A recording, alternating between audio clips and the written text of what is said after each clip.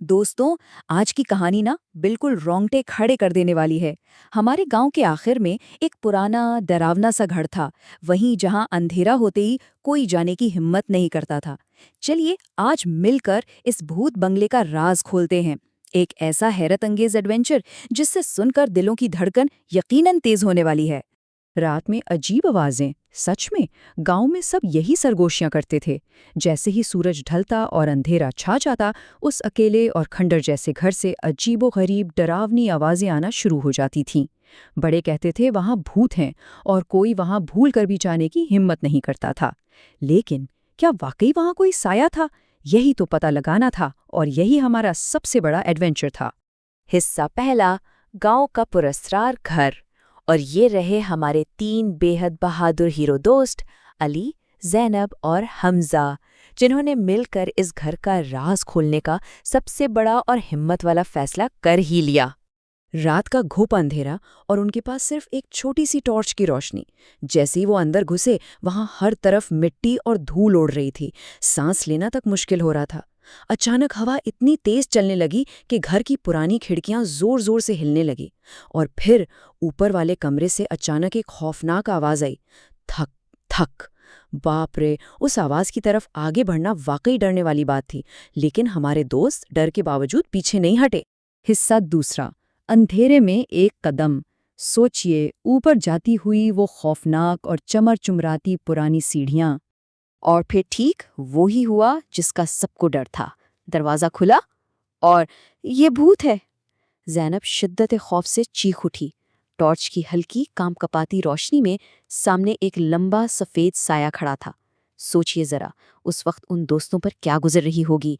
क्या सच में किसी भूत या आफत से उनका सामना हो गया था? माहौल में सच में डर फैल चुका था। हिस्सा तीसरा, सफ़ेद साये का राज। ये वो वक्त था जब अली ने दिलेराना हिम्मत करके टॉर्च की रोशनी बिल्कुल सीधी उस खौफनाक साये पर डाली। मिथ थी कि एक खौफनाक भूत डरावनी आवाज़ें निकाल रहा है, लेकिन हकीकत कुछ और ही निकली। बस एक अकेला बूढ़ा आदमी और हवा से हिलने वाली लकड़ियाँ। रोशनी पड़ते ही सबकी जान में जान आई। वहाँ कोई खौफनाक भूत नहीं था जो डरावनी आवाज़ें निकाल रहा था, बल्कि वो तो एक बेचारा बूढ़ा आदमी था जो उस अकेलेपन में वहाँ रह रहा था। और वो जो थक थक की डरावनी आवाज़ें थी ना, वो तो सिर्फ तेज़ हवा थी जिसकी वजह से पुरानी लकड़ी हिल रही थी। ये देखकर रुकी हुई धड़कनें अचानक सुकून में आ गईं और सारा खौफ एक पल में छूमंतर हो गया। हिस्सा चौथा, असल खौफ क्या है।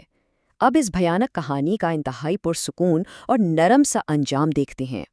उस बूढ़े आदमी ने बड़े प्यार से उन तीनों दोस्तों को अपने पास बिठाया, उन्हें गर्मा गर्म चाय पिलाई और एक ऐसी बात कही जो हमेशा याद रहेगी। उसने कहा, असल खौफ अंधेरे में नहीं बल्कि हमारे वहम में होता है।